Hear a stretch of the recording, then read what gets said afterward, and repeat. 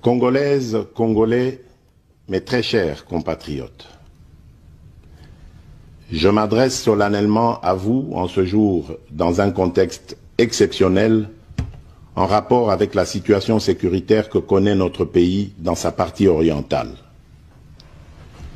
Ce contexte d'agression et d'occupation des territoires dans le Nord Kivu est perpétré par le groupe terroriste dit du M23 avec l'appui avéré en hommes et en logistique du Rwanda.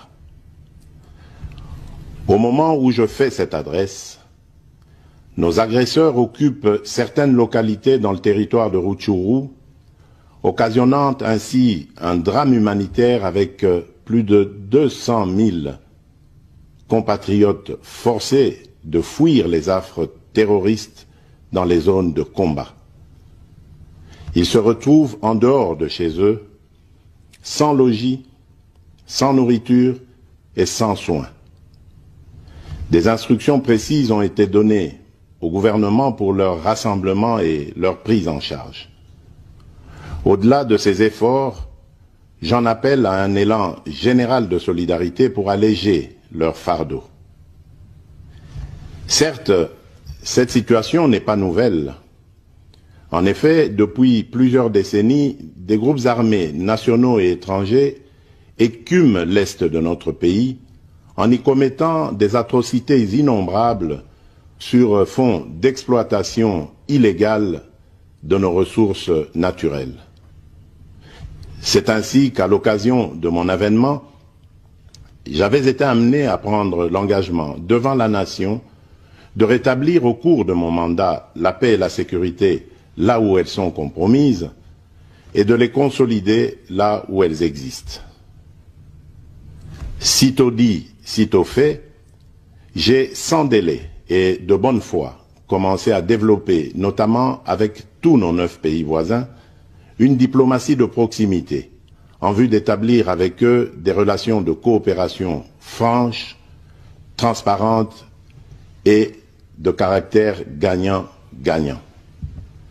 Avec l'Ouganda, par exemple, nous sommes allés jusqu'à décider de mutualiser nos forces armées afin de combattre ensemble la nébuleuse des ADF, une milice d'origine ougandaise qui cependant n'opère que dans le Nord Kivu.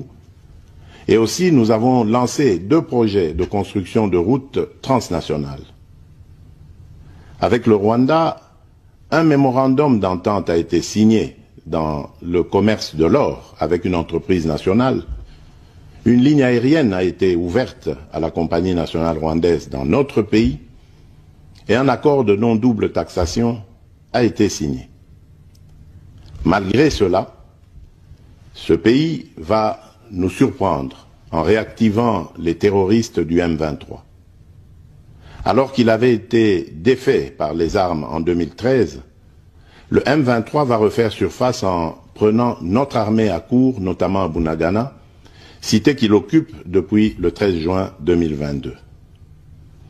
En effet, sous la fallacieuse accusation de soutien des FARDC au FDLR, le Rwanda a en réalité des velléités expansionnistes, avec comme intérêt principal l'appropriation de nos minerais, et pour ce faire, il s'active à déstabiliser l'Est du Congo pour créer une zone de non-droit en vue d'assouvir ses appétits criminels.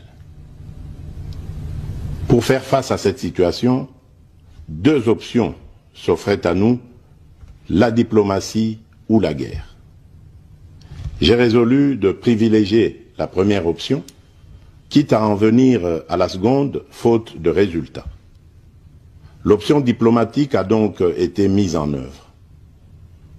C'est ici l'occasion pour nous de rappeler que notre attachement à la recherche de la paix par des voies pacifiques n'est aucunement un signe de faiblesse, moins encore un aveu d'une incapacité de notre pays à s'inscrire dans une logique de guerre totale contre tous ceux qui continuent à abuser de notre patience, mais plutôt une expression de notre culture de paix et de notre identité légendaire de peuple hospitalier. C'est ainsi que dès le 20 juin 2022, j'ai pris part aux travaux du 3e conclave des chefs d'État membres de la communauté d'Afrique de l'Est à Nairobi, au Kenya, qui avait comme agenda l'examen de la situation sécuritaire dans l'Est de notre pays.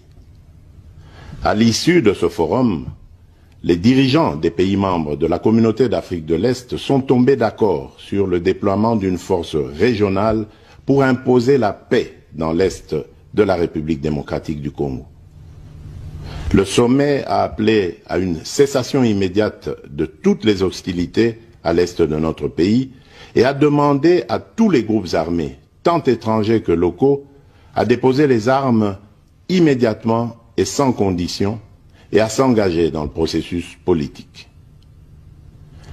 Le 6 juillet 2022, j'ai accepté de rencontrer à nouveau le président du Rwanda, cette fois à Luanda, sous l'égide du président João Lourenço, sous couvert de la conférence internationale des régions des Grands Lacs africains, la CIRGL.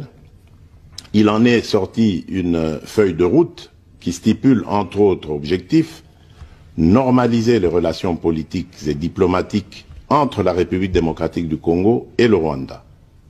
Et pour y parvenir, la première action retenue, arrêt des hostilités et retrait du M23 des positions occupées conformément au communiqué final de Nairobi.